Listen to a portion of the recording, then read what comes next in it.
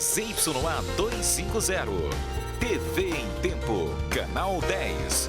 Emissora do Grupo Raman Neves de Comunicação.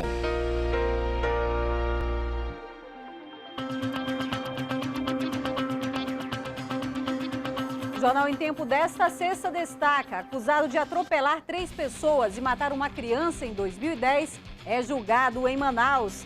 Detran registra aumento de acidentes com motos. Foram mais de 300 em 2 meses. Nível do Rio Solimões está acima da média. E agricultores de Iranduba começam a colheita antes da hora para evitar prejuízos. Adolescentes são aliciados em frente a escolas públicas na zona norte da capital. Uma família denunciou o caso à polícia. Eu sou Marcela Rosa e o Jornal em Tempo já começou.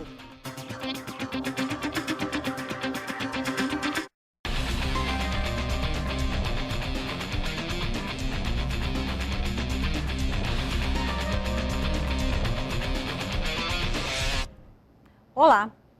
Foi condenado a 31 anos de prisão o homem que atropelou 3 pessoas e matou uma criança em 2010. Foi durante uma procissão no Santo Antônio. Esse é o primeiro caso de morte em acidente de trânsito que foi a júri popular no Amazonas. Antes do julgamento, Luciene Alves, mãe de Mateus, pediu a condenação do réu. Nós esperamos justiça, esperamos que o assassino seja condenado, não queremos vingança. O crime foi no dia 13 de junho de 2010, durante uma procissão no Santo Antônio, zona oeste de Manaus. O motorista Christian da Silva Souza dirigia embriagado e atropelou 4 pessoas, entre elas o menino, de 4 anos, que morreu na hora. Alguém que ingere bebida alcoólica, trafega numa via em marcha ré, em alta velocidade, faz uma manobra perigosa e absurda como ele fez, atingindo pessoas que estavam na calçada, agiu assumindo o risco de produzir o resultado. Então, portanto, tem que ser condenado por homicídio doloso e as 3 tentativas de homicídio em relação às 3 vítimas sobreviventes. O caso foi considerado pela Justiça como crime doloso, quando há intenção de matar. O acusado teria bebido cerveja antes de perder o controle do carro e invadir a procissão. A defesa de Christian tentou atenuar o crime e chegou a dizer que a ingestão de bebida alcoólica é normal. Todo mundo bebe. Quem não bebe é muito difícil. Atira a primeira pedra quem não bebeu. A lei diz que o crime de trânsito é homicídio doloso, culposo, então ele responde por homicídio culposo. Os 3 sobreviventes do acidente confirmaram que o motorista estava visivelmente embriagado e dirigia em alta velocidade. Edileuza Rebouças, a tia de Mateus, Rosineide Alves, avó, e Marinalva Pacheco disseram que estavam em frente de casa quando foram atingidas pelo carro. Outras 3 testemunhas de acusação também depuseram. Um fato curioso é que durante quase todo o julgamento, o advogado do acusado, Francisco Boari, que não convocou nenhuma testemunha de defesa, não acompanhou os depoimentos das vítimas nem das testemunhas de acusação. Ele era visto facilmente andando aqui pelos corredores do Fórum Enoque Reis, enquanto o julgamento corria lá no Tribunal do Júri. A cada depoimento, a juíza Mirza Thelma chamava pelo advogado e a cadeira dele permanecia vazia. Durante quase toda a manhã e longe do plenário, Francisco Boari tentou justificar a ausência. Eu não tenho interesse em escutar as testemunhas de acusação. Eu não tenho interesse. Elas são de acusação. Meu interesse é que fossem testemunhas de defesa. A condenação de Christian da Silva Souza entra para a história da justiça amazonense. A pena dada a ele é maior do que a justiça aplicou ao goleiro Bruno, do Flamengo, e a de Gisele Lima da Silva, que matou a mãe com 109 facadas em Manaus. 2 casos de grande repercussão. O julgamento durou 7 horas. Christian da Silva Souza, de 24 anos, foi condenado a 31 anos de prisão pelo júri popular por homicídio doloso. Mas, por enquanto, ele vai responder ao crime em liberdade. Segundo a justiça, Christian fez uma manobra conhecida como cavalo de pau durante a procissão de Santo Antônio, em junho de 2010. Alcoolizado, ele atropelou 3 pessoas e matou Mateus Alves, de 4 anos de idade. A sentença veio cheia de emoção. A juíza Mirza Thelma não conseguiu continuar a leitura do veredito e pediu ao escrivão que terminasse. A sentença surpreendeu pelo tamanho da pena. Foi maior do que outras penas dadas a crimes hediondos que repercutiram na cidade. Fica, desta forma, o acusado Christian Silva de Souza, por condenado a uma pena total de 31 anos de reclusão, como forma necessária e bastante para a prevenção e reprovação do crime. A prisão agora, antes do trânsito em julgado, antes de acabar todos os recursos, seria também uma modalidade de prisão preventiva. Então, se ele não respondeu os requisitos, a juíza entendeu que não tinha elementos para decretar agora, já que no curso do processo ele compareceu a todos os atos, enfim.